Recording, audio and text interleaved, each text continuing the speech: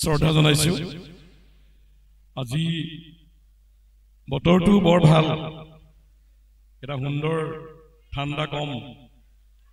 কিন্তু দুখৰ কথাটো হৈছে কি আপোনালোকে নিশ্চয় শুনোতে গম পাব মোৰ যেটো মানে ষড়যন্ত্ৰ বহু দিন ধুলিয়া মাগদিয়া ঘূৰি ফুৰাৰ কাৰণে এই ষড়যন্ত্ৰটোৱে অকমান অসুবিধা দিছে মই মাত খাৰহে আপোনালোকে ভাল লগাকে দিব নোৱাৰিম তথাপিও আপোনালোকক মই আজি অভালে অন্তৰকৰণেৰে আদৰণি জনাইছো তিনিটিয়া আহতগুৰিৰ অষ্টবিংশতিতম বাৰ্ষিক অধিৱেশনৰ মুকলি সভাৰ সভাপতি তথা বিদ্যালয় পৰিচালনা সমিতিৰ মাননীয় সভাপতিদেৱ এইখন বিদ্যালয়ৰ প্ৰধান শিক্ষক মোৰ অতি মৰমৰ ভাতৃপ্ৰতিম ৰমেন বৰা ডাঙৰীয়া ইয়াত উপস্থিত সুধীবৃন্দ অভিভাৱকসকল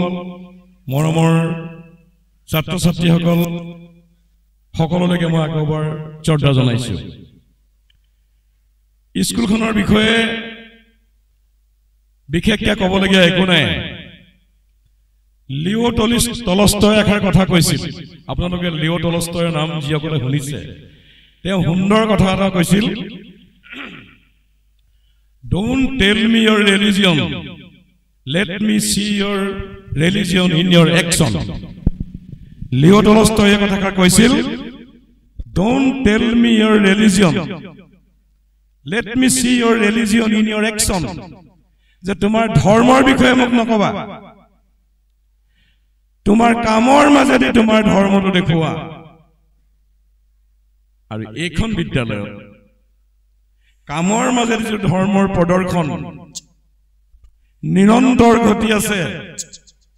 অসুস্থ অৱস্থাৰে মই সেই কাৰণে এইখন বিদ্যালয়লৈ আহিছো তিনটিয়া আহতগুৰি হাইস্কুলে উত্তৰ পুৰুষৰ কাৰণে নৱপ্ৰজন্মৰ কাৰণে যিমান শ্ৰদ্ধাৰে কাম কৰিব লাগে কাম কৰি আছে এডৰা হাৰুৱা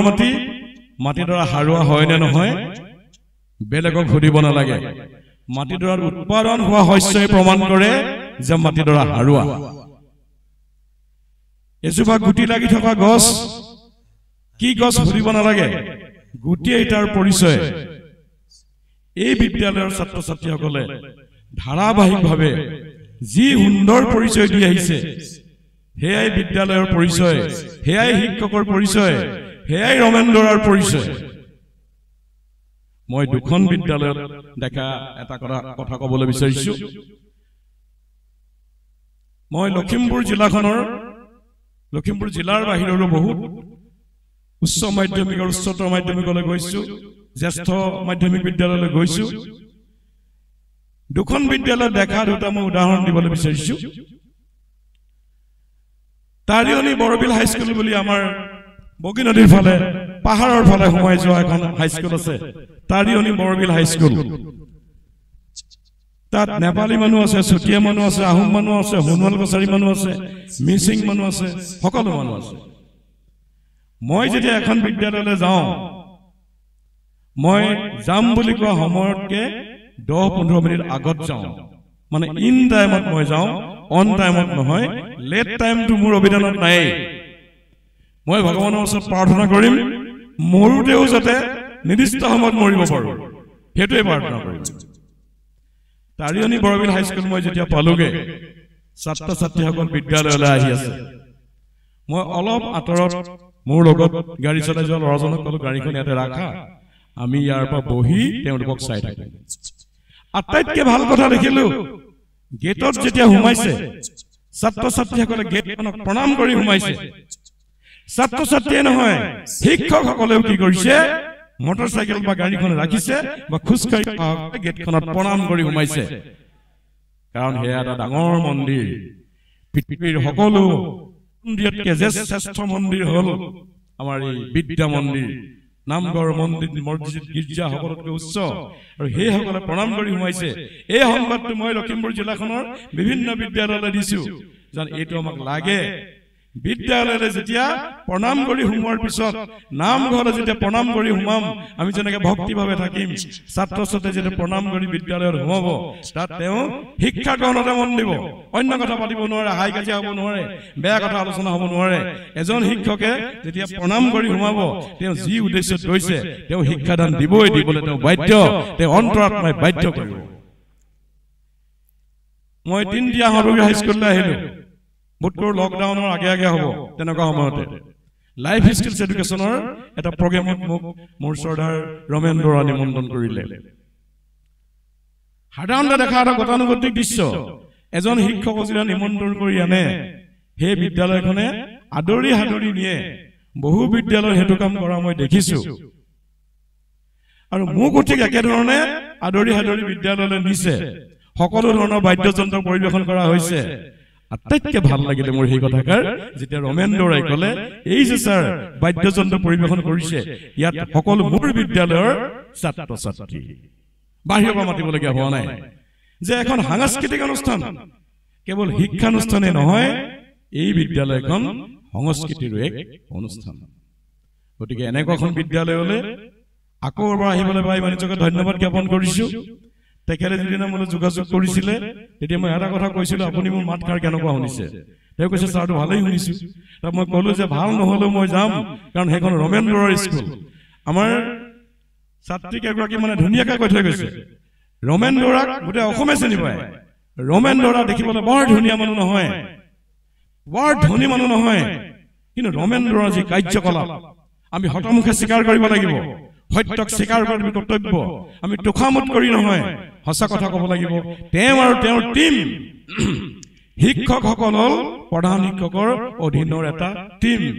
এই টীমৰ প্ৰচেষ্টাত এখন বিদ্যালয়ে যিখন বিদ্যালয়ত সাধাৰণতে আজিকালি এইবোৰ বিদ্যালয়লৈ মানুহৰ চোকা ল'ৰা ছোৱালীকেইটা নপঠায় চোকা ল'ৰা ছোৱালীকেইটা পঠায় ওচৰ পাজৰৰ প্ৰাইভেট স্কুললৈ কিন্তু এইখন বিদ্যালয়লৈ যিখিনি ল'ৰা ছোৱালী পঠাইছে সকলোৱে মেধা নহয় কিন্তু শিক্ষকসকলৰ অতি চেষ্টাৰ ফলত সাধ্য অনুযায়ী যিমান চেষ্টা কৰিব পাৰে সিমানখিনি কৰাৰ ফলত ইয়াৰ ছাত্ৰ ছাত্ৰীয়ে অন্য ছাত্ৰ ছাত্ৰীৰ লগত ফেৰ মৰা নহয় ৰাজ্যিক পৰ্যায়ত অন্য ছাত্ৰ ছাত্ৰীতকে আগত যাব পাৰিছে এইটো আমাৰ কাৰণে গৌৰৱৰ কথা এই স্কুলখনৰ কাৰণে গৌৰৱৰ কথা এই অঞ্চলটোৰ কাৰণে গৌৰৱৰ কথা মই কথাখিনি অকণমান লাহে লাহে ক'ব লাগিব মই কৈছোৱেই যে মোৰ অলপ কণ্ঠত অসুবিধা হৈ আছে এতিয়া মই সকলোতকৈ আগে মই এটা কথা ক'বলৈ বিচাৰিছোঁ অভিভাৱকসকলক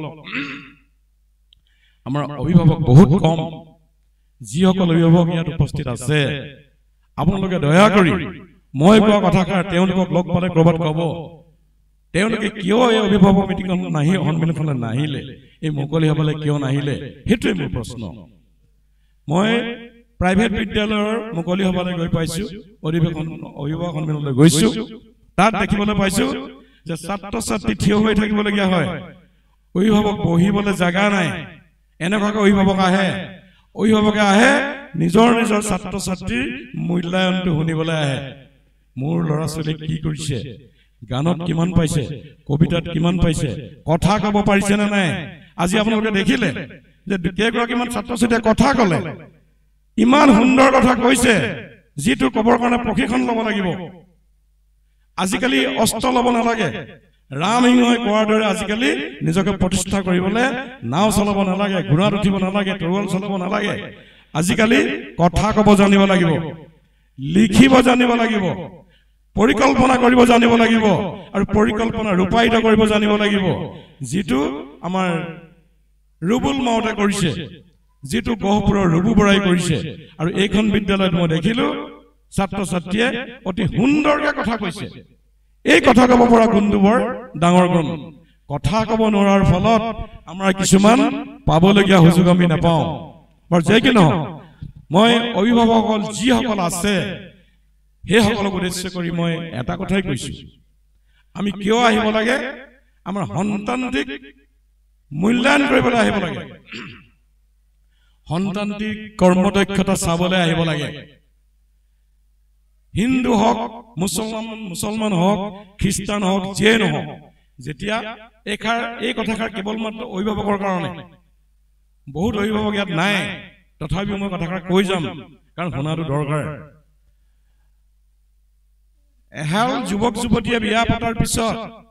আমাৰ সমাজত প্ৰথম বছৰতে এটা সন্তান কামনা কৰে। ককাক আইতাকে বাট চাই থাকে নাতি ল'বলৈ, তেওঁলোকেও সন্তান কামনা কৰে। কেনেবাকৈ যদি 2টা বছৰ পাৰ হৈ যায়,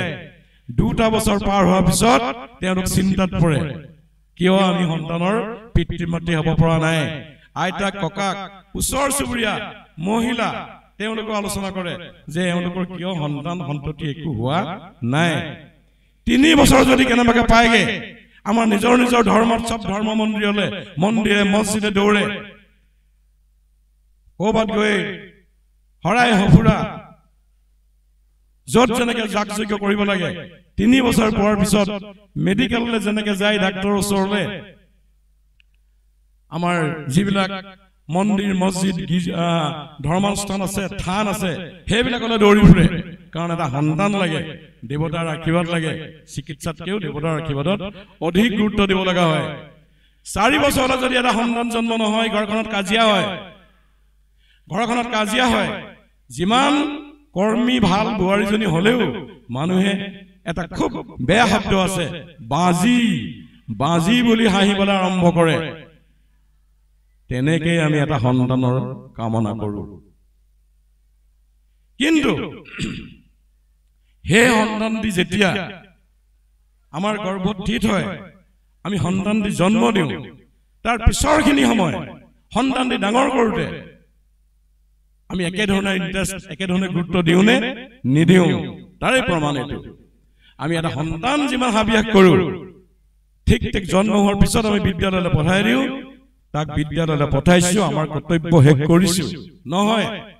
সি যদি বিদ্যালয়তো ভাল মানুহ হ'ব, বিদ্যালয়খনৰ শিক্ষক শিক্ষয়িত্ৰীয়ে চাফাৰ নকৰে, চাফাৰ কৰিব লাগিব মাক দেউতাকে। গতিকে এই 3ডাল বাহু শিক্ষক, অভিভাৱক আৰু ছাত্ৰ ছাত্ৰী এনেকুৱা এটা সমন্বয় থাকিব লাগিব যে ল'ৰাটোৱে দুষ্টালি স্কুলত কৰিলে মাক দেউতাকে জানিবলৈ পাব লাগিব,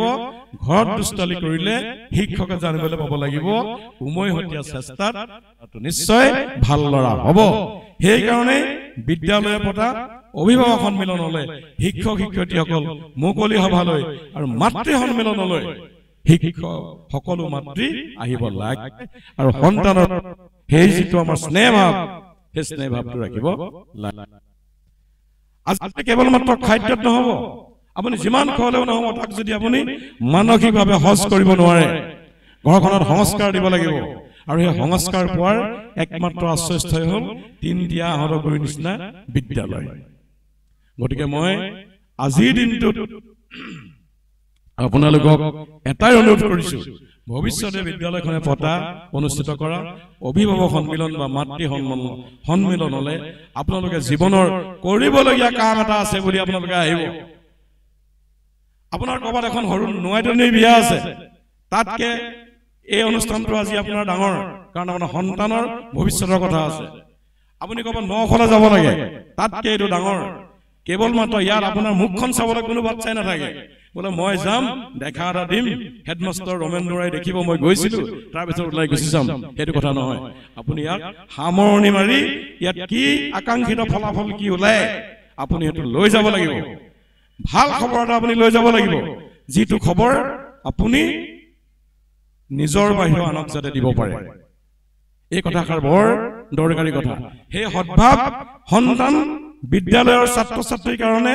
শিক্ষকৰ কাৰণে ছাত্ৰ ছাত্ৰী যেনেকে ঈশ্বৰ, আমাৰ কাৰণে বেলেগ কোনো মন্দিৰৰ বিগ্ৰহ নহয়। আমাৰ কাৰণে ছাত্ৰ ছাত্ৰী আমাৰ মন্দিৰৰ বিগ্ৰহ। পিতৃ মাতৃৰ কাৰণে সন্তানে ঈশ্বৰ। সন্তানক আপুনি ঈশ্বৰ বুলি ভাবক। আপুনি মন্দিৰলৈ গৈছে, মন্দিৰলৈ যাওঁতে আপুনি ফুল এপাহ বুটলিবলৈ বিচাৰিছে, আপুনি দেখিলে যে ফুলপাহ ধূলিত এটা খোজ আছে, মানুহৰ ভৰিৰ খোজত ফুলপাহ পৰি আছে। আপুনি সেই ফুলপাহ মন্দিৰলৈ নিনিয়ে, নামঘৰলৈ নিনিয়ে, কলৈকো নিনিয়ে, কাৰণ সেই ফুলপাহ মানুহৰ ভৰি ধূলিত পৰিছে। আপুনি সেই বিগ্ৰহ মন্দিৰ দেৱতাক যিমান সন্মান কৰিছে, সিমান সন্মান আৰু ভক্তি ৰাখিব লাগিব আপোনাৰ সন্তানৰ প্ৰতি। আপুনি অকণমানি কেঁচুৱাটো হৈ থাকোঁতে মোৰ ঈশ্বৰটো, বহুত মাতৃয়ে মোৰ ঈশ্বৰটো বুলি কয়, মোৰ ঈশ্বৰটো, মোৰ দেহ লাওটো। আৰু সি ডাঙৰ হোৱা লাগে আপুনি মোৰ ঈশ্বৰ মোৰ দেহ লাও বুলি ৰাখক সেই সন্তানে কেতিয়াও মা তই চুপ থাক বুলি কেতিয়াও নকয় দেউতা তুমি মনে মনে থাকা বুলি কেতিয়াও নকয় আপুনি ঈশ্বৰৰ নিচিনাকে ডাঙৰ কৰিছে সেই ভাৱটো আমাক লাগিব মৰমৰ ছাত্ৰ ছাত্ৰীসকল আমি বিদ্যালয়লৈ আহিছো মানে শিক্ষা গ্ৰহণ কৰিবলৈ আহিছো আমাৰ কিছুমান উদ্দেশ্য আছে আমাৰ আশা আছে আশাক লৈ মানুহে কাম কৰে আশাক লৈ মানুহ জীয়াই থাকে যেতিয়া এজন মনৰ আশা শূন্য হৈ যায় তেওঁ কৰিবলগীয়া কাম নাই বুলি ভাবে সেই মানুহ উদাসীন হৈ যায় বৈৰাগী হৈ যায় বা কিছুমানে আশাহীন মানুহে আত্মহত্যা পৰ্যন্ত কৰি দিয়ে আমাৰ আশা আছে আমাৰ আশা কি যে আমি পঢ়ি শুনি উপযুক্ত হ'ব লাগিব এপিএসসি পৰীক্ষাৰ ৰিজাল্ট দিছে আমাৰ আশাবোৰ তেনেকুৱা হ'ব লাগিব আশাবোৰ হলনি হৈ গৈ থাকে সময়ৰ লগে লগে আশাবোৰ হলনি হয় এপিএসসি ৰিজাল্ট দিছে কোনো ধনী দুখীয়া বুলি কথা নাই উপযুক্ত মেধাজনে উপযুক্ত স্থানত অৱস্থান কৰিছে আমাৰো তেনেকুৱা আশা লাগিব যে মই তেনেকুৱা এটা কৰিম মই এদিন এনেকুৱা হ'ম আমাৰ সেই আশালৈ আমি জীয়াই থাকিব পাৰিম পিতৃ মাতৃৰ আশা আছে পিতৃ মাতৃ কিন্তু এইটো আশা নাই তোমালোকৰ ওপৰত পিতৃ মাতৃ এইটো আশা নাই যে তহঁতি ডাঙৰ হৈ পঢ়ি শুনি তোমালোকে কথাখিনি শুনিবা মই তোমালোকৰ বিদ্যালয়লৈ বুলি আজি আহিছো এই কথাখিনি কওঁতে মোৰ যথেষ্ট কষ্ট হৈছে কাৰণ যিটো মোৰ চাক যন্ত্ৰ স্বৰ যন্ত্ৰ তাত মানে অলপ বহুত দিন পানী লাগি থকাৰ কাৰণে মই কষ্ট পাই আছো কিন্তু তিন দিয়া আহত কৰি হাইস্কুল বুলি মই আহিছো গতিকে তোমালোকে কথাখিনি যদি শুনা ই তোমালোকক কামত দিব আৰু তোমালোকৰ কথা শুনা বয়স হ'ল তোমালোকে পাইছা যে 5 বছৰ বয়সত প্ৰহ্লাদে কি কৰিব পাৰিছিলে ঈশ্বৰৰ নাম ল'ব পাৰিছিলে 5 বছৰ বয়সত তোমালোকৰ 5 বছৰীয়া কোনো নাই ইয়াত তোমালোকৰ প্ৰত্যেককে 10 বছৰ 15 বছৰ তাৰ ওচৰা-ওচৰি হৈ আছে গতিকে তোমালোকৰ কথা শুনাৰ দক্ষতা আছে তোমালোকৰ কথাখিনি শুনিবা তোমালোকক কোনো পিতৃ মাতৃয়ে কেতিয়াও কোৱা নাই তই পঢ়ি শুনি উপযুক্ত হৈ আমাক এটা ভাল ঘৰ বনাই দিব লাগিব ইমান দিনে আমি এইটো ঘৰতে থাকিলো এটা ভাল ঘৰ বনাই দিব লাগিব তোমালোকক কোনো পিতৃ মাতৃয়ে কোৱা নাই তোমালোকক পিতৃ মাতৃয়ে কেতিয়াও কোৱা নাই যে আমি তহঁতক খুৱাওঁতে বওঁতে বহুত কষ্ট পাইছো তহঁতি উপযুক্ত হৈ আমাক কিন্তু ভালকে খুৱাব লাগিব তোমালোকক কোনো পিতৃ মাতৃয়ে কোৱা নাই যে আমাক ভাল ভাল কাপোৰ পিন্ধাব লাগিব ভাল গাড়ী কিনি দিব লাগিব তোমালোক কোনো পিতৃ মাতৃয়ে কোৱা নাই তোমালোকক পিতৃ মাতৃয়ে এটা কথাই কৈছে পঢ়ি শুনি উপযুক্ত মানুহ পিতৃ মাতৃয়ে সেইটোৱেই বিচাৰে উপযুক্ত মানুহ হোৱাটো বিচাৰে আজি ৰঘু দাসৰ ৰঘু বৰাৰ দেউতাক গহপুৰৰ ৰঘু বৰা নহয় গহপুৰৰ ৰঘু বৰাৰ দেউতাকে ভবা নাছিল তামোল পাণ বিক্ৰী কৰি ঘৰখন চলাই আছিল ৰঘু বৰাই বুজি পাইছিল সি আজি এপিএসসিত প্ৰথম স্থান পাইছে এচিএস বিষয়া হ'ব ৰঘু বৰাৰ দেউতাকে ৰঘু বৰাক কেতিয়াও ভালকে ৰাখিবলৈ খুৱাবলৈ কোৱা নাই কিন্তু ৰঘু বৰা এতিয়া যেতিয়া মানুহ হৈছে সি যদি উপযুক্ত মানুহ হয় সি মাক দেউতাকক সেইখিনি সন্মান দিব আৰু তোমালোকেও তোমালোকৰ কামৰ দ্বাৰা পিতৃ মাতৃ সন্মান কঢ়িয়াব লাগিব এইটো কথা মনত ৰাখিবা তোমালোকে যেতিয়া কোনোবা প্ৰতিযোগিতামূলক পৰীক্ষাত কোনোবা এখন খেলত কৰবাত গৈ তোমালোকে ভাল স্থান দখল কৰি আহিবা তোমালোকৰ পিতৃ মাতৃ পৰিচয় কি হ'ব এই ল'ৰাটো আমুকৰ ল'ৰা আমুক গাঁৱৰ আমুকৰ ল'ৰা আৰু পিতৃ মাতৃয়ে সেইটোৱেই বিচাৰে সেয়া হ'ল আমাৰ আশা পিতৃ মাতৃৰ আশা তোমালোকৰ আশা তোমালোকৰ সপোন তোমালোকে যিবোৰ সপোন দেখিছা সেই সপোনবোৰ বাস্তৱত ৰূপায়িত কৰিবৰ কাৰণে তোমালোকৰ বিদ্যালয়ৰ শিক্ষকসকলে যিটো পথ দেখুৱাইছে সেই পথেৰে তোমালোকে আগবাঢ়িব লাগিব যিটো শিক্ষকে নকৰিবলৈ কৈছে তোমালোকে নকৰিব লাগিব তোমালোকক শিক্ষকে কেতিয়াও নকয় তোমালোকে মিছা কথা ক'বা নকয় কেতিয়াও নকয় যে তোমালোকে ড্ৰাগছ খাবা নকয় তোমালোকে শিখৰ খাবা নকয় তোমালোকে বেলি এডোখৰলৈকে শুই থাকিবা পৰলৈকে নকয় আৰু সেইখিনি তোমালোকে কৰিব নালাগে যিখিনি কাম শিক্ষকে কৰিবলৈ কয় নিয়মীয়াকৈ শুই উঠিবা স্বাস্থ্যৰ যত্ন ল'বা পঢ়া শুনা কৰিবা পিতৃ মাতৃক ভক্তি কৰিবা যিখিনি কথা শিক্ষকে কয় তেওঁলোক তোমালোকৰ পথ প্ৰদৰ্শক সেইখিনি যদি তোমালোকে কৰি যোৱা এদিন নিশ্চয় তোমালোক উপযুক্ত মানুহ হৈ প্ৰথম কথা তুমি নিজে পোহৰ হবা এটা কথা মন কৰা তুমি যদি উপযুক্ত মানুহ হোৱা ভাল অধ্যাপক হোৱা চৰকাৰী বিষয়া হোৱা এজন ভাল লেখক হোৱা প্ৰথম কথা তুমি নিজে পোহৰ হবা আৰু তুমি যেতিয়া পোহৰ হৈ যাবা কথাটো মন কৰিছা তুমি যেতিয়া পোহৰ হৈ যাবা তোমাৰ পোহৰত বাকিবোৰো আলোকিত হৈ পৰিব তোমালোকে কাকো পোহৰ দিবলৈ যাব নালাগে নিজৰ গালে পোহৰখিনি আনা তোমালোকৰ কামৰ মাজেদি পোহৰখিনি আনা দেখিবা যে তোমালোকে আনকো পোহৰ দিছা অৰ্থাৎ তোমালোকৰ কামৰ মাজেদি তোমালোকে আনক আনন্দ দিব পাৰিছা তোমালোকে কামৰ মাজেদি প্ৰতিষ্ঠা লাভ কৰিব পাৰিছা তাতকে ডাঙৰ কথা তুমি তোমাৰ পিছৰ সকলৰ কাৰণে উদাহৰণ হ'ব পাৰিছা তুমি কেনেকৈ পঢ়িছা তুমি কেনেকৈ উপস্থিত স্থানলৈ গৈছা এইবিলাক তোমালোকক অনুকৰণ কৰা তোমালোকৰ কামবোৰ চাই থকা বহুত ছাত্ৰ ছাত্ৰী আছে যিসকলে তোমালোকৰ পাছে পাছে গৈ থাকিব সেইখিনি কাৰণে তোমালোকে মাত্ৰ নিজে একো কৰিব নালাগে শিক্ষক শিক্ষয়িত্ৰীয়ে যিখিনি কথা কয় সেই কথাখিনি তোমালোকে মানি গ'লে হৈ গ'ল তোমালোকৰ আশাবোৰ বাস্তৱত ৰূপায়িত হ'ব তোমালোকৰ সপোনবোৰ এদিন ফলিয়াব আজি যিসকলে APSC পাইছে সপোনবোৰ ফলিয়াইছে তেওঁলোকে ভবাই নাছিল দুখীয়া মানুহৰ ঘৰৰ ল'ৰা আসল কামটো কি তেওঁৰ ধৰ্ম এই যে মই ক'লো don't tell me about your religion let me see your religion in your action তোমাৰ কামৰ মাজেদি তোমাৰ ধৰ্ম দেখুওৱা এতিয়া তেওঁলোকে যে উপযুক্ত স্থানলৈ গ'ল তেওঁলোকে সাধনাত সিদ্ধি লাভ কৰিছে কামৰ মাজেদি পৰিচয় দিছে এনেই গ'লে নহ'ব মাক দেউতাকে মোৰ ল'ৰাটো চোকা পঢ়াত বহুত ভাল নহ'ব কামত কি দেখুৱাইছে তোমালোকৰ আচাৰ ব্যৱহাৰ কি দেখুৱাইছে তোমালোকৰ খোজ কাটলে কি দেখুৱাইছে হিয়া তোমালোকৰ পৰিচয় কোনখন স্কুলৰ ল'ৰা ছোৱালী তিনটিয়া হৰগুৰি কি বজাব নাজানে প্ৰত্যেকটো বাদ্যযন্ত্ৰ বজাব জানে গান গাব জানে কথা ক'ব জানে হেয়া তোমালোকৰ পৰিচয় ৰাস্তাইদি যাওঁতে তোমালোকে কেনেকৈ চাইকেল চলাই গৈছা খোজকাঢ়ি গৈছা হেয়া তোমালোকৰ পৰিচয় তোমালোকে কথা পাতোতে কেনেকৈ মানুহৰ কথা পাতিছা হেয়া তোমাৰ পৰিচয় তোমালোকে খাওঁতে কেনেকৈ খাইছা হেয়া তোমাৰ পৰিচয় বহুতে কেনেকৈ বহিছা হেয়া তোমাৰ পৰিচয় আৰু কথা শুনোতে কেনেকৈ শুনিছা হেয়া তোমাৰ পৰিচয় আমি কথা শুনিব নাজানো ডাঙৰ কথা তোমালোকে বা আপোনালোকে কথাটো লক্ষ্য কৰিছে চাগে আমি কথা শুনিব নাজানো খুব দৰকাৰী কথা যেতিয়া কৈ থাকে শাস্ত্ৰৰ কথা যদি কোনোবাই কৈ থাকে দেশৰ অৰ্থনীতিৰ কথা কোনোবাই কৈ থাকে সেই সময়তো আমি নিজৰ কথা ভাবি থাকো যে দেশৰ অৰ্থনীতিৰ লগত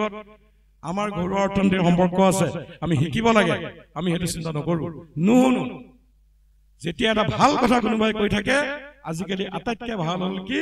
মোবাইলত ব্যস্ত থাকে 500 টকাবিলাক নিজৰ ভিতৰত কথা পাতি থাকে তাৰবাৰ আমি কথা শুনিব নাজানো যদি আমি কথা শুনিব নাজানো আমি কথা কম কেনেকৈ আটাইতকৈ ডাঙৰ কথা সেইটো যদি আমি আনৰ কথা শুনিব নাজানো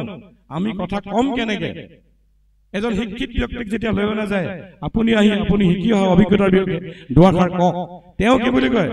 যে মোৰ কথা কোৱাৰ অভ্যাস নাই কিয় নহ'ব এজন শিক্ষিত মানুহৰ কথা কোৱাৰ অভ্যাস থাকিব লাগিব তেওঁ যিমান মেধা হ'লেও নহ'ব তেওঁ কথাৰ দ্বাৰা তেওঁ জ্ঞানৰ যিখিনি সম্ভাৰ সেইখিনি তেওঁ কথাৰ দ্বাৰা বিতৰণ কৰিব লাগিব আমাৰ প্ৰয়াত ৰাষ্ট্ৰপতি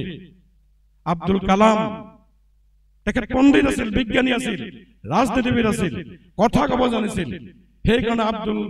কালামৰ কথা সকলোৱে কাণ পাতি শুনিছিল আমি কথা ক'ব জানিব লাগিব জৱাহৰলাল নেহৰুৱে যেতিয়া ভাষণ দিছিল মানে কাণ পাতি শুনিছিল কাৰণ আমি কথা ক'ব জানিব লাগিব হোমেন বৰগোহাঁয়ে যেতিয়া ভাষণ দিছিল এটা বাক্য দুবাৰ নোকোৱাকৈ তেওঁ 2 ঘণ্টা ভাষণ দিব পাৰিছিল এটা বাক্য দুবাৰ নোকোৱাকৈ আমি প্ৰত্যেকটো বাক্যত কথা কওঁতে আমি এ উ আটো থাকেই আমি শব্দ দোহাৰিবলগীয়া হয় তেওঁ এ উ আ নকৰাকৈ এটা বাক্য দুবাৰ নোকোৱাকৈ হোমেন বৰগোহাঁয়ে 2 ঘণ্টা ভাষণ দিব পাৰিছিল আৰু সকলো বিদগ্ধ মানুহে কাণ পাতি শুনিছিল তাৰ ডাঙৰ কথা হ'ল কি হোমেন বৰগোহাঁয়ে কৈ থৈ গৈছে যে আমি প্ৰথমে আনৰ কথা শুনিবলৈ শিকিব লাগিব আমি যদি কথা শুনিবলৈ নিশিকো আমি জীৱনত একো নিশিকো আমি শিক্ষকৰ কথা শুনিব লাগিব আমাৰ শৰীৰটো আমি নিয়ন্ত্ৰণ কৰিব পাৰিব লাগিব আমাৰ শৰীৰটো কিছুমান ভাষা থাকে বহি থকা এজন মানুহে যদি কেঁচালে এনেকুৱা কৰি থাকে আমি বুজিম হয় তেওঁ স্বাস্থ্য অসুখ নহয় তেওঁ কথা শুনিব নাজানে হয় তেওঁ আমনি পাইছে আমি বুজি পাম কথা শুনি থাকোঁতে আমি মেলে মিটিঙে হওক ঘৰত হওক আমি ধৈৰ্য্যৰে শুনিব পাৰিব লাগিব ধৈৰ্য্যৰে কথা শুনিব পাৰিলে আমি কথা শুনিব পাৰিলে আমি কথা ক'ব পাৰিম, জ্ঞান অৰ্জন কৰিব পাৰিম, নিজৰ সঞ্চিত জ্ঞান আমি আনক বিতৰণ কৰিব পাৰিম। সেই কথাখিনি মই তোমালোকক কৈছোঁ। এই যে আমাৰ সপোনটো আছে ভৱিষ্যতে মই কি হ'ম, সেই সপোনটো বাস্তৱত ৰূপায়িত কৰিবলৈ হ'লে এই গুণখিনি আমি অৰ্জন কৰি যাব লাগিব। আমি আনৰ কাৰণে চিন্তা কৰিব পাৰিব লাগিব। মোৰ সমনীয়াক মই ভাল পাব লাগিব, আনৰ কাৰণে চিন্তা কৰিব লাগিব। আনৰ কাৰণে যদি আমি চিন্তা কৰিব নোৱাৰো, কেৱল নিজৰ কাৰণে চিন্তা কৰিলেও আকৌ আমি উপযুক্ত মানুহ হ'ব নোৱাৰো। এই যে মই অলপ আগতে লিও টলষ্টয়ৰ এটা কথা কৈছো, সেই লিও টলষ্টয়ে আৰু এটা কথা কৈছিলে, if you feel your personal pain, then mind you are living. যদি তুমি কেৱল তোমাৰ দুখ কষ্ট অনুভৱ কৰিব পাৰিছা, তুমি জীয়াই আছা। দুখ কষ্ট অনুভৱ নকৰাকে জীয়াই থকা বুলি নকয় আকৌ দেই। দুখ কষ্ট অনুভৱ নকৰাকে কিছুমান মানুহে কেতিয়াবা কয়, মই বোলে গমেই নাপাওঁ কিনো হৈছে কিনো নাই হোৱা, মোৰ চিন্তা কৰিবলৈ অৱসৰে নাই। ভিক্ষুক আজিকালি গমেই নোপোৱা হলো, তাৰমানে তেওঁ অৱয়ৱটো আছে, he is staying, he is not living, তেওঁ জীয়াই থকা নাই।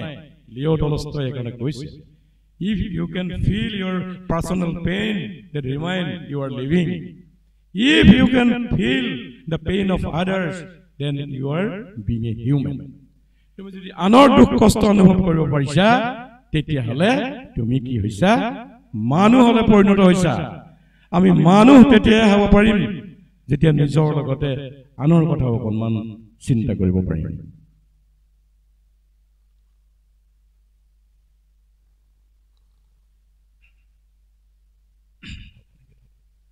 আৰু এই কথাখিনি যি শিকিব, সেই প্ৰথম এই কথাখিনি তেওঁ নিজক কামত দিব। আমাৰ সময়, মই যিহেতু কমকৈ কম আজি, গতিকে মই দৰকাৰী কথাকেইটা কৈ যাম যে সময়, আমি আটাইতকৈ অৱজ্ঞা কৰা কথাটো হ'ল সময়,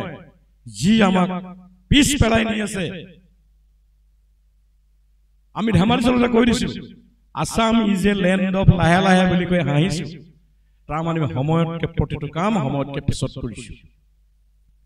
আমি 10 বজাৰ কামটো কিয় 10 বজাত কৰিব পৰা নাই? বিদ্যালয়লৈ ছাত্ৰ ছাত্ৰীসকলৰ আহোঁতেও কেতিয়াবা কি হয়, গাটো অলপ বেয়া লাগিছে, আহিবলৈ মন নাযায় বা আহিলেও পলমকৈ আহে। বহু ক্ষেত্ৰত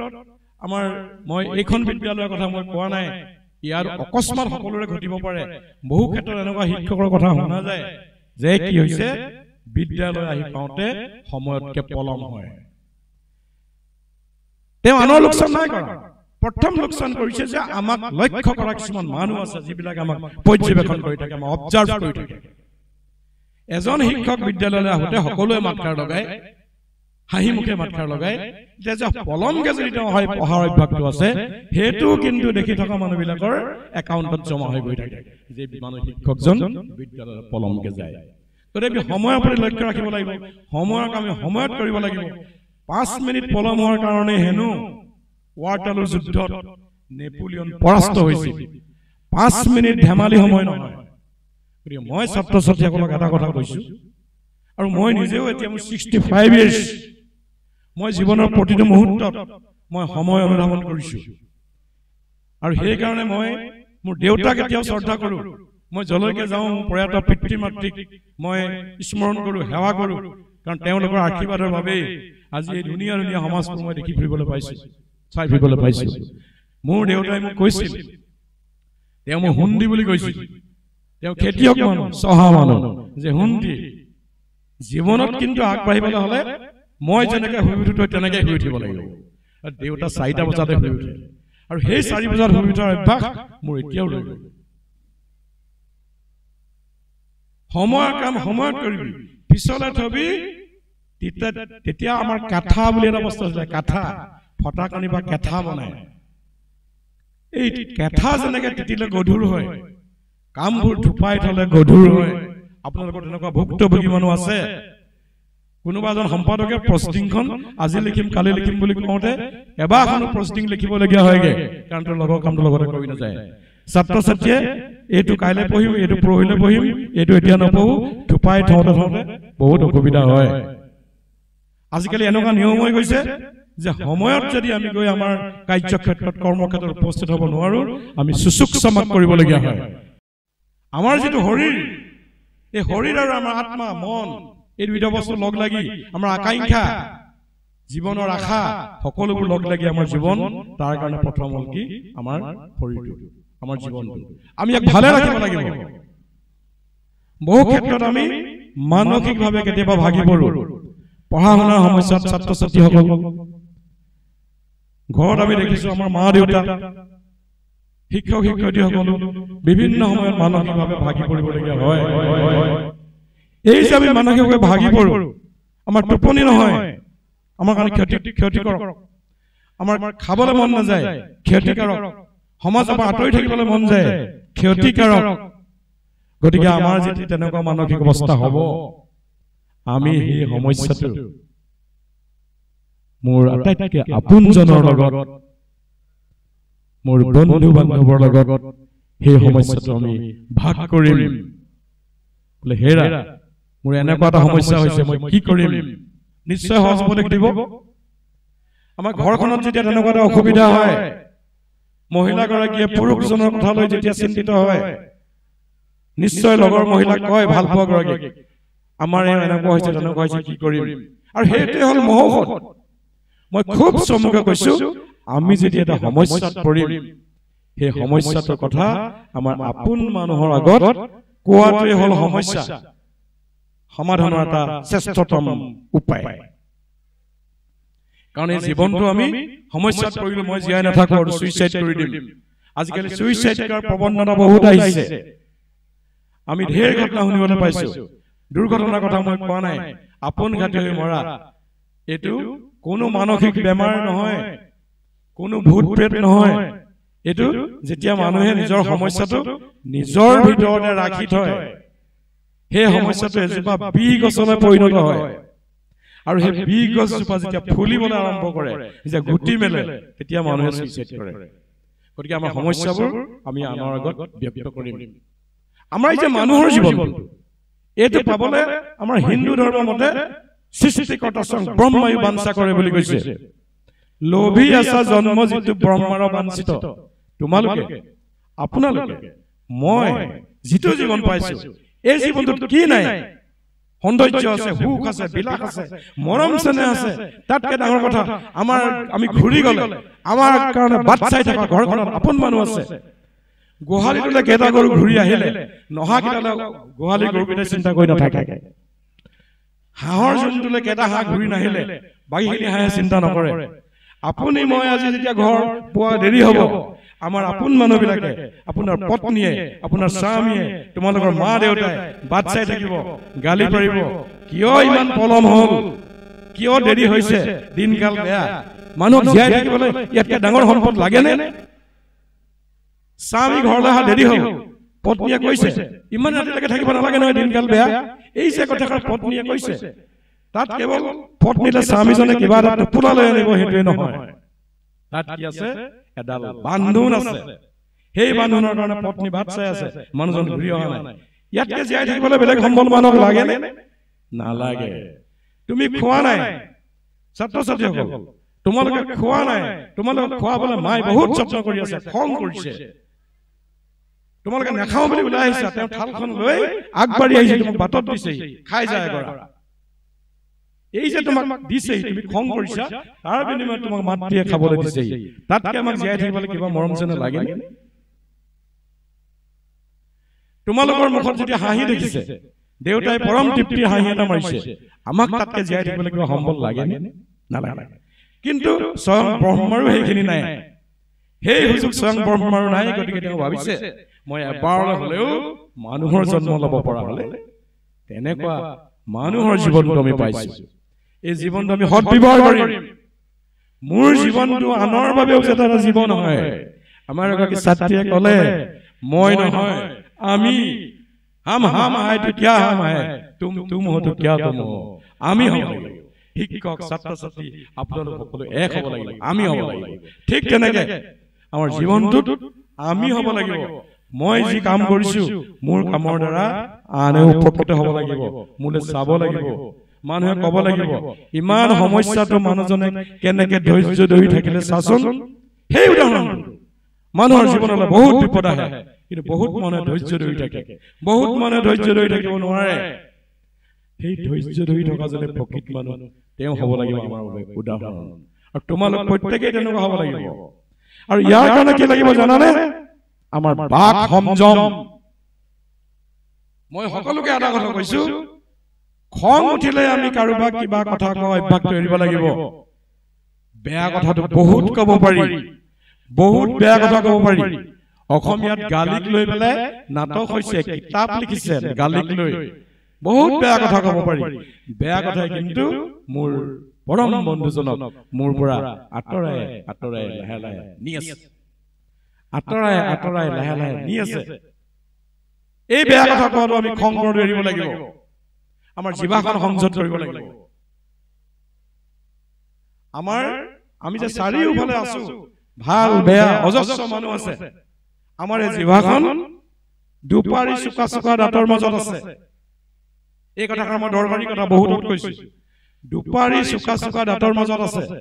অকণমান জিভাখনে ভুল কৰিলে দাঁতে কামোৰ মাৰি ধৰিব আমাৰ কেতিয়াবা জিভাখনে কামোৰ মাৰি ধৰে জিভাখন দাঁতে আমি আয়াহ বুলি চিঞৰি দিওঁ কিন্তু জিভাখন ইমান ধুনীয়াকে ঘূৰি ফুৰে যে চুকা চুকা দাঁতবিলাকে জিভাখনক আঘাত কৰিব নোৱাৰে মই ইমান সময় কথা কৈ আছো মোৰ শব্দ সৃষ্টি কৰিব কাৰণে জিভাখন ইফালৰ পৰা সিফালে গৈছে তল ওপৰ হৈছে দাঁতে মোৰ আঘাত কৰা নাই মই যদি অসাৱধান হওঁ মোৰ জিভাখন মোৰ দাঁতে কামোৰ মাৰি ধৰিব অৰ্থাৎ আমি যে চাৰিওফালে সমাজখনত ঘূৰি ফুৰিছো তাত ভালে বেয়া অজস্ৰ মানুহ আছে আমি কিমানক বেয়া বেয়া বুলি কম আমি কিমানক কম সেইজন মানুহ বেয়া সেইজনী ছোৱালী বেয়া সেইখন সমাজ বেয়া সেইখন গাঁও বেয়া আমি কিমানক কম আৰু কিমানক আমি ভাল কৰিবলৈ যাম মই ভাল হওঁচোন মোৰ জিভাখন মই সংযত ৰাখো মোৰ ব্যৱহাৰেৰে মই তেওঁলোকৰ মাজেদি গুচি আহো তেতিয়াহ'লে আমি পৃথিৱীত সুখে থাকিব পাৰিম এইটো বৰ দৰকাৰী কথা বেয়াৰ লগত আমি বেয়া হ'বলৈ নাযাওঁ আমি কেতিয়াও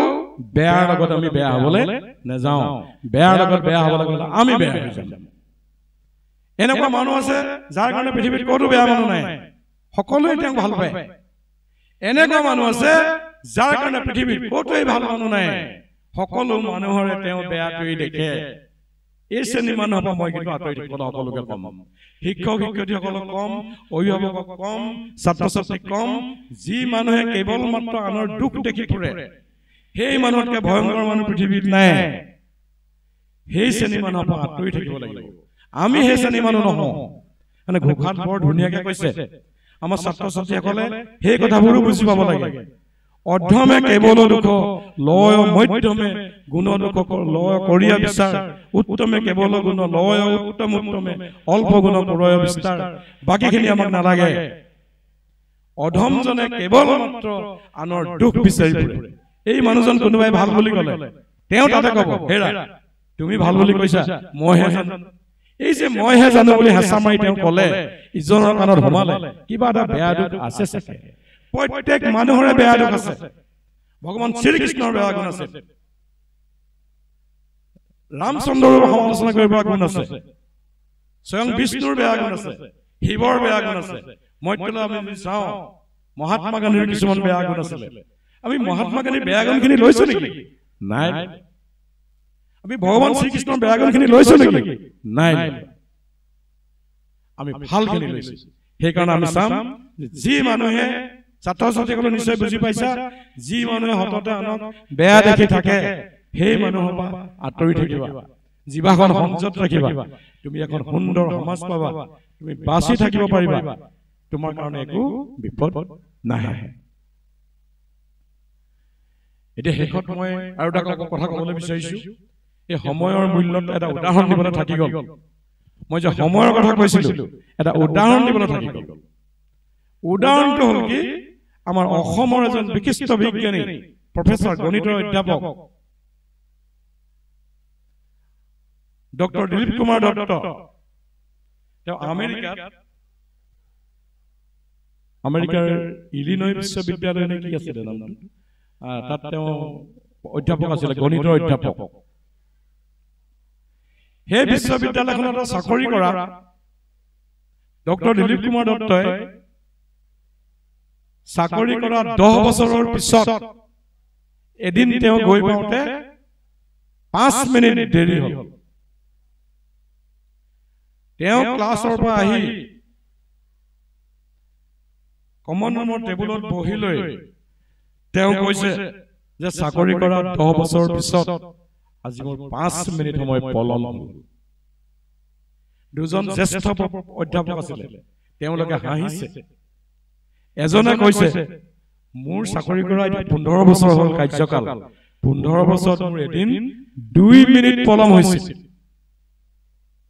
আমাৰ এওঁ 10 বছৰত 5 মিনিট পলম হ'ল এদিন ইজন প্ৰফেসৰৰ 15 বছৰত 2 মিনিট পলম হৈছিল আৰু আনজন প্ৰফেসৰে কৈছে মই এখন বিদ্যালয় ইউনিভাৰ্চিটিত চাকৰি কৰা 25 বছৰ হ'ল মোৰ আজিলৈকে 1 মিনিটো পলম হোৱা নাই আমি এই উদাহৰণবোৰ কিন্তু ওপৰে ওপৰে নহয় আমি কথাবোৰ মনত ৰাখিব লাগিব হৃদয়ৰ কাম কৰিব লাগিব মই প্ৰতিটো কাম সময়ত কৰিম বুলি ভাবিব লাগিব ৰাতিপুৱা শুই উঠিয়ে ভাবিব লাগিব যে প্ৰতিটো কাম মই সময়ত কৰিম আজিৰ দিনটোত মই কাকো বেয়া কথা নকওঁ আজিৰ দিনটোত মই কাকো খং নকৰো কামখিনি মই নিয়াৰিকৈ কৰিম এই শপতটো আমি প্ৰতিদিনাই ল'ব লাগিব এই যে আমি প্ৰাৰ্থনা কৰিছো সেই প্ৰাৰ্থনাৰ সফলতা আমি তেতিয়াহে পাম আৰু আমি সময়ে সময়ে নিজকে সলনি কৰিব পাৰিব লাগিব বৰ দৰকাৰী কথা এটা আছে if you can change yourself তুমি যদি নিজকে সলনি কৰিব পাৰা then everything will be changed for you প্ৰত্যেকটো কথাই কাৰণ সলনি হৈ যাব মই এটা উদাহৰণ দিছো তুমি কাকো নামাতা তোমাকো কোনেও নামাতে তুমি ওলাই যোৱা স্কুললৈ যোৱা বজাৰলৈ যোৱা কোনো মানুহে তোমাক নামাতে ডাঙৰ মানুহৰ ক্ষেত্ৰতো বয়সস্থ মানুহৰ ক্ষেত্ৰতো দেখা যায় তেওঁ ঘৰত কয় মোক কোনেও নামাতে আচ্ছা কোনেও নামাতে তুমি কালিলৈ এটা কাম কৰছো তোমাৰ সন্মুখত যিমান পাইছা তুমি সকলোকে হাঁহি এটাৰ মাত লগাই থৈছা প্ৰত্যেককে তুমি নিজকে মাত লগাই থৈছা মাত লগাই থৈ যোৱাৰ পিছত তুমি দেখিবা যে সকলোৱে তোমাক মাতিবলৈ আৰম্ভ কৰিছে ইট উইল চেঞ্জ নিজকে আমি চেঞ্জ কৰিব পাৰিব লাগিব আমি যদি মইটোৱে হৈ থাকো মই এনেকৈ তেতিয়াহ'লে আমি জীৱনত একো কৰিব নোৱাৰো আৰু এডজাষ্ট হ'ব আমি নোৱাৰো তুমি খাদ্যৰ ক্ষেত্ৰত এডজাষ্ট হ'ব লাগিব তুমি যি খাই ভাল পোৱা হোষ্টেলত যেতিয়া থাকিবা সেই খাদ্য নাপাবও পাৰা তুমি ঘৰলৈ ফোন কৰিবা নেকি যে মা মই হোষ্টেলৰ খাদ্য খাব পৰা নাই মোক ভাড়া ঘৰ লগাই দিয়া তুমি খাবলৈ গৈছা নেকি হোষ্টেলত তুমি জীয়াই থাকিব পৰাকে তুমি শক্তি লাভ কৰিব পৰাকে হোষ্টেলত তোমাক খাবলৈ দিব তুমি কিন্তু ঘৰত কোৱা নিচিনা খাবলৈ বিচাৰি মা দেউতালৈ ফোন কৰিছা কান্দিছা মাক ফোনত কৈছা যে মা মই ইয়াত খাই কষ্ট পাইছো আৰু দেউতাৰে বিচাৰি বিচাৰি ভাড়া ঘৰ আনি তোমাক থৈ আহিছে ভালকে তুমি খাবৰ কাৰণে তাৰ মানে তুমি ধ্বংসৰ পথলৈ আগবাঢ়িছা হোষ্টেলত দি দিছে তুমি খাব পাৰিব লাগিব adjustment with any changing situation তুমি যিবোৰ কাপোৰ নিপিন্ধা আগলৈ কৰ্ম জীৱনত এনেকুৱা ঠাইত থাকিলা তুমি কি কৰিব লাগিব সেইবোৰ কাপোৰেই পিন্ধিব লাগিব দ্যাট ইজ অলসো এডজাষ্টমেণ্ট জীৱনত কাম কৰিব পাৰিবা আমি খোৱা পিন্ধা হোৱা মই ঘৰত ইমান ঘটুলি এখনত হওঁ দানলপত মই ক'বলৈ গ'লো এমাহৰ কাৰণে তাৰ টকটা পছৰ ওপৰত ব্লেংকেট এখন পাই দিছে ৰগ এখন পাই দিছে মই তাতে হ'ব লাগিব মই নহ'লে মানে মোৰ কাম হ'ব নেকি আমি নিজকে চেঞ্জ কৰিব পাৰিব লাগিব আমিতো কুকুৰ নাখাওঁ হোমেন বৰগোহাঁই ডাঙৰীয়া কহিমালৈ গৈছিলে সাহিত্যিকৰ দলটোৰ লগত কহিমাৰ সাহিত্যিকৰ যিজন মুৰব্বী তেওঁলোকৰ হোমেন বৰগোহাঁই একেলগে বহিবলৈ দিছে আৰু আমাৰ তোমালোকে দেখা নাই আমাৰ মিচিং সম্প্ৰদায় বা আহোমৰ পকা সম্প্ৰদায়ৰ মানুহবিলাকে সকাম পাতিলে বাতিত ধৰি ধৰি অকণ অকণকে সাজ খুৱায় দেখিছেনে সাজ খুৱায় নগাসকলৰ মাজতো এইটো আছে কুকুৰৰ মাংসৰ চুপ বাতি এটাত লৈ প্ৰথমে নাগাসকলৰ যিজন মুৰব্বী তেওঁক খাবলৈ দিছে তাৰপিছত হোমেন বৰগোহাঁই খাবলৈ দিছে কৈছে যে এইটো আটাইতকৈ আমাৰ প্ৰিয় কুকুৰৰ চুপ হোমেন বৰগোহাঁই আমাৰ নিজৰ ভিতৰত ভাবিছে মই যদি এই সময়ত নোখোৱাকে যাওঁ নগাৰ লগত অসমীয়াৰ সম্প্ৰীতি শেষ হৈ যাব গতিকে তেওঁ কি কৰিছে লাহেকে বাতি তেওঁ এঢোক চুপ খাইছে সম্প্ৰীতি ৰক্ষা কৰিছে তেওঁ এডজাষ্ট হৈছে এই পৰিৱেশটোৰ লগত আমিও তেনেকুৱা হ'ব লাগিব শেষত মই এটা কথা কৈছো তোমালোকৰ শ্ৰোতাবিলাক ছাত্ৰ ছাত্ৰীসকলক কৈছো তোমালোকৰ একমাত্ৰ তোমালোকৰ ঘৰত আছে, তোমালোকৰ ঘৰখনত আছে। আমাৰ এগৰাকী ছাত্ৰীয়েও কৈ থৈ গৈছে এই কথাষাৰ, তোমালোকৰ গৃহত আছে তোমালোকৰ দেউতা, তোমালোকৰ পিতৃ মাতৃ। একো কৰিব নোৱাৰিলেও তেওঁলোকৰ মনত দুখ নিদিবা। পিতৃ মাতৃক একোৰে তোমালোকক সন্তুষ্ট কৰিব নোৱাৰিলেও তেওঁলোকক দুখ নিদিবা। The house is dark. The house is dark if there is no mother. মাক যদি নাই ঘৰখন আন্ধাৰ। তোমালোকে মই যিসকলৰ কাৰোবাৰ যদি মাতৃ নাই, মই তেওঁলোকক দুখ নকৰিবলৈ কৈছো। মই নিজেও মাতৃ নোহোৱাকৈ ডাঙৰ হৈছো, মই বুজি পাওঁ। যিসকল মাতৃ আছে, তোমালোকে প্ৰথমে বিদ্যালয়ৰ পৰা গৈ ক'ব আহি তোমালোকে মাক বিচাৰা, অ মা মা মা মা মা ক'ত গ'ল, মা মা ক'ত গ'ল। কাৰণ মাক নাপালে তোমালোকৰ ভাল নালাগে। হে মা, কেতিয়াও দুখ নিদিবা, মনত দুখ নিদিবা। শাৰীৰিক দুখটো নিদিয়া, মনত দুখ নিদিবা। পিতৃ, the life is dark if there is no father. কৈছে পিতৃ যদি নাই আমাৰ জীৱনটো আন্ধাৰ। পিতৃ হ'ল তোমাৰ ফ্ৰেণ্ড, ফিলচফাৰ এণ্ড গাইড। এজন পিতৃ যদি অসুস্থ হৈ পৰি থাকে, অসুস্থ হৈ পৰি থাকে, তেতিয়াও তেওঁ সন্তান ক'বলৈ গ'লে খবৰ লয়, ভালকে যাবি, ভালকে আহিবি, দিনকাল বেয়া। মোৰ সন্তান মোতকে বেছি ওখ ডাঙৰ, বেছি ডাঙৰ কাম কৰিছে, সিহঁত যদি ক'বলৈ যায়, এতিয়াও মই কৈ পঠাওঁ, এইটো কৰিবি, এইটো কৰিবি, এইটো কৰিবি। পৰহি দিনা মোৰ এটা ল'ৰা কলিকতালৈ গৈছে তাৰ কামত। কলিকতা তাৰ চিনাকি জেগা, কিন্তু অথচ মই তাক কৈ পঠিয়াইছো যে তোৰ ঠাইডোখৰ চিনাকি, মানুহবোৰ আকৌ অচিনাকি নহয়, তই এনেকে এনেকে এনেকে থাকিবি। সি কৈছে হ'ব দেউতা। সি যদি মোক ক'লেহেঁতেন, দেউতা মই ডাঙৰ হ'লো, মোক শিকাব নালাগে, মই মনত দুখ পালোহেঁতেন। সি কৈছে যে হ'ব দেউতা। আৰু কলিকতা পাই ৰাতিপুৱা 12টামান, ৰাতিপুৱা গৈ 12টামান বজাত কলিকতা পোৱাৰ পিছত সি মোলৈ ফোন কৰিছে যে দেউতা মই পালোহি, মই হোটেল ললো। মোৰ সেইটোৱে আনন্দ, সেইটোৱে মোৰ আনন্দ। আৰু প্ৰত্যেক পিতৃ মাতৃ সেইটোৱে আনন্দ। যেতিয়া তোমালোকে বাহিৰত থাকিবা, দূৰলৈ যাবা, ক'ৰবাত চাকৰি কৰিবা, একো দিব নালাগে, ফোন এটা কৰি খবৰ ল'বা, আমাৰ ভাল দেউতা, মা আপোনাৰ ভালনে। সেই পিতৃ মাতৃক কেতিয়াও অসন্মান নকৰিবা। ছাত্ৰীসকলক মই কৈছো, এইটো বিশেষকে ছাত্ৰীসকলক কৈছো, দেউতাৰ পিঠিত গৰম কালি ঘামচি উঠে, কেইটামান ঘামচি ফুটুৱাই দিবচোন, কেইটামান ঘামচি ফুটুৱাই দিবচোন। কিমান সুখ পাব তেওঁ। দেউতাৰ মূৰত পকা চুলি গজিছে দুডাল এডাল। তোমালোকৰ দেউতাহঁতৰ পকা চুলি গজিব বয়স হোৱা নাই, কিন্তু গজিছে। দেউতাক বহুৱাই লৈ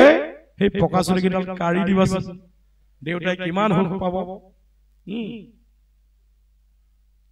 দেউতাই কি কৰিব, তুমি যদি ঘামচি ফুটুৱাই দিয়া, তেওঁ যদি জুলাই মাহত বাহিৰলৈ কৰিবলৈ যাওঁতে গম পাই যে ঘামচি উঠিছে, তেওঁ ঘামচি কেইটা লৈ আনিব তোমালে, গেঞ্জিটো খুলি দিব। মাজনীও আছো না, এইকেইটা ঘামচি ফুটুৱাই দিয়া, তুমি কটাৰীখনৰ আগটোৱে দিয়া, নখৰে দিয়া, ঘামচি কেইটা ফুটুৱাই দিবা। তেওঁ তোমালে ঘামচি কেইটা লৈ আনিছে, মিঠাই অনা নাই, ঘামচি কেইটা লৈ আনিছে তোমালে ফুটুৱাবলৈ। ইয়াতকে ডাঙৰ মৰম তোমাক কি লাগিছে? তেওঁ কিমান সুখী হৈছে। এনেকুৱা বৰি বৰি খুচিয়াই আহে, চুটি চুটি বাটমে, এনেকুৱা সৰু সৰু কথাবোৰতে আমাৰ জীৱনৰ অৱশ্য সুখ লুকাই আছে। ছাত্ৰীসকলক কৈছো আকৌ যে দেউতাৰ কাৰণে তুমি কি জানা? দেউতাৰ কাৰণে তোমালোক এজনী এজনী ৰাজকুঁৱৰী। এজন বিখ্যাত মনীষীয়ে এটা কথা কৈছে, ছোৱালীবিলাকক কৈছে বিশেষকে, you may not be a queen for your husband, you may not be a queen for your husband, but you are always a princess for your father. তুমি তোমাৰ স্বামীৰ কাৰণে তুমি ৰাণী নহব পাৰা, কিন্তু তুমি যিমান দুষ্ট হলেও, দেখিবলৈ বেয়া হলেও, তোমাৰ দেউতাৰ কাৰণে তুমি ৰাজকুঁৱৰী। সেইকাৰণে দেউতাসকলৰ খবৰ খাতি ৰাখিবা। কোনোদিন দেউতাসকলে মনত দুখ পোৱা কথা নকবা। তোমালোকে যেতিয়া চাদৰ মেখেলা পিন্ধি আজি ওলাই আহিছা, তোমালোকৰ দেউতাহঁতে চাগে বহুত দূৰলৈকে চাইছে, বা কিমান ধুনীয়া লাগিছে। এই যে তুমি চাদৰ মেখেলা পিন্ধি ওলাই আহোঁতে দেউতাই তোমালৈ চাই পঠিয়াইছে, তেওঁ অন্তৰখনত আবেগৰ এটা লহৰ আহিছে, সেয়াও তোমাৰ কাৰণে আশীৰ্বাদ। আমি এইবিলাক বুজি পাব লাগিব। আপোনাৰ ঘৰ সেইটো স্বৰ্গ সে সুন্দৰ, আমাৰ ঘৰখন এখন স্বৰ্গতকৈ ধুনীয়া। শিক্ষকসকল, বিশেষকৈ তোমালোকৰ বিদ্যালয়ৰ শিক্ষক শিক্ষয়িত্ৰীসকল তোমালোকে পূজা কৰিবলৈ মন্দিৰলৈ যাব নালাগে ইয়াতে ভক্তি ভৰা অঞ্জলি যাচিবা তেওঁলোকৰ যত্নত তোমালোকে আজি আগবাঢ়িব পাৰিছা মই এটা কথা সদায় ছাত্ৰ-ছাত্ৰীক সোধো ছাত্ৰ-ছাত্ৰীসকলে কয় যে মই সোধো মাখন কিহৰ পৰা বনাই ছাত্ৰ-ছাত্ৰীসকলে মোক কয় যে ছাৰ গাখীৰৰ পৰা তোমালোকে মাখন বনাব পাৰিবানে ছাৰ আমি নোৱাৰো কিতাপত যিমান কথা থাকক সেই কথাখিনি মাখন বনাই উপযুক্ত কৰি তোমালোকৰ হৃদয়ত মগজুত কোনে দিছে শিক্ষকসকলে সেই মাখন বনোৱা মানুহজনে হ'ল শিক্ষক গুৰু ব্ৰহ্মা গুৰু বিষ্ণু গুৰুদেৱ মহেশ্বৰ গুৰু সাক্ষাৎ পৰম ব্ৰহ্ম তস্मै শ্ৰী গুৰুৱে নমঃ আমি কৈছো না শিক্ষকসকল আমাৰ এই গুৰু শিক্ষা গুৰু আদ্য গুৰু শিক্ষা গুৰু দীক্ষা গুৰু আমি নাযাওঁ ধৰ্মীয় দিশ কিন্তু আদি গুৰু পিতৃ মাতৃ শিক্ষা গুৰুসকল শিক্ষকসকল তোমালোকে ভক্তি ভাৱ ৰাখিবা তোমালোকে দেখিবা তোমালোক সুখী হবা তোমালোকৰ আশাবোৰ পূৰণ হ'ব মা দেউতাৰ সপোন পূৰণ হ'ব ৰমেন লৰাই বুকু ডাঠি কৈ ফুৰিব পাৰিব মোৰ বিদ্যালয়ৰ ছাত্ৰ-ছাত্ৰী এনেকুৱা কৰিছে ৰমেন লৰাই নহয় প্ৰত্যেক গৰাকী শিক্ষক শিক্ষয়িত্ৰীৰ কাৰণে ইয়াতকৈ ডাঙৰ গৌৰৱ আৰু একো নাই মই সকলোৰে ওচৰতে ক্ষমা ভিক্ষা কৰিছো কাৰণ মই স্বাস্থ্যজনিত কাৰণত আমি ছাত্ৰ-ছাত্ৰীক ক'বলৈ বহুত কথা কঢ়িয়াই লৈ ফুৰো বুকুত সময় আৰু সুযোগৰ সদ্ব্যৱহাৰ কৰি সেই কথাখিনি কওঁ কিন্তু আজি সুযোগ আৰু সময় থকাৰ কাৰণেও মই পৰা নাই গতিকে মই সেইকাৰণে ক্ষমা ভিক্ষা কৰিছো আৰু আশা কৰিছো মোক ৰমেন্দ্ৰনে তেতিয়াই কৈছিলে ছাৰ আপুনি আকৌ এদিন আহিব লাগিব তেখেতে কৈছিলে মোক আজি আহিলো এতিয়া মই কৈছো এইখন বিদ্যালয়লৈ যদি ভালে থাকো আকৌ এবাৰ মই আহিম নিশ্চয় মোৰ আহিবলৈ মন যাব আৰু সেইখন সভাত মই বিচাৰিম ছাত্ৰ-ছাত্ৰীতকৈও অভিভাৱকক বিচাৰিম মই আমাৰ গগৈ ডাঙৰীয়া আছে সকলোকে সভাপতি মহোদয় আছে সকলোকে কৈছো মোক এখন এনেকুৱা এখন সভা দিয়ক য'ত কেৱল অভিভাৱক থাকে পিতৃ মাতৃসকল থাকে মই ক'ব পাৰোঁ আজি মোৰ এটা ভাল লাগিলে কি ভাল লাগিলে জানেনে আমাৰ কাকলি ডাঙৰীয়াই মিটিংখন উদ্বোধন কৰোঁতে সুন্দৰ উদ্বোধন কৰিছে কেতিয়াবা এনেকুৱা মিটিঙলৈ গৈছো যে উদ্বোধকজনে 1.5 ঘণ্টা ভাষণ দিয়ে পাইছেনে তেনেকুৱা উদ্বোধকজনে 1.5 ঘণ্টা ভাষণ দিয়াৰ পিছত নিৰ্দিষ্ট বক্তাই কি ক'ব বহুত মিটিঙত পাইছো কাকলি ডাঙৰীয়া প্ৰকৃততে পাৰফেক্ট সুন্দৰ লাগিছে আৰু শেষত মই আকৌ এবাৰ কৈছো আপোনালোক সকলোলৈকে আৰু তোমালোকেও সেইটো কাম কৰিবা মোৰ পিতৃ মাতৃ প্ৰয়াত পিতৃ মাতৃক মই আকৌ এবাৰ স্মৰণ কৰিছো যাৰ আশীৰ্বাদত আজি মই ফুল কমলীয়া ফুলৰ দৰে নিষ্পাপ পবিত্ৰ মুখবোৰ চাবলৈ সুযোগ পাইছো বিজ্ঞজনক চাবলৈ সুযোগ পাইছো আৰু ইমানকে কৈ মই বক্তব্য সামৰণি মাৰিছো